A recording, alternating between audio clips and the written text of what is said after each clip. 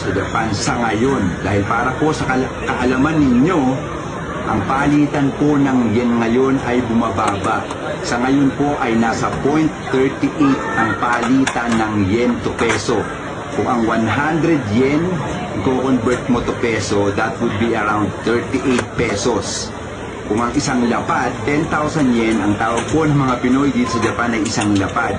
So ang 10,000 yen ay equivalent sa 3,800 pesos. Pinaka-average na sweldo dito sa Japan, pagka ikaw ay magtatrabaho dito bilang isang trainee o training visa yung mabibigay sa'yo, ang pinaka-average po na sweldo ay 10 lapad. So i-convert mo yon sa peso, that would be 38,000 pesos. Ganun na po kababa ang sweldo dito sa Japan. We're talking about the average salary. Pwedeng mas mababa pa. Pwedeng tumaas. Depende po sa lugar ng pagtatrabahuhan nyo dito sa Japan. At depende rin yun kung merong overtime doon sa company na pagtatrabahuhan nyo. So,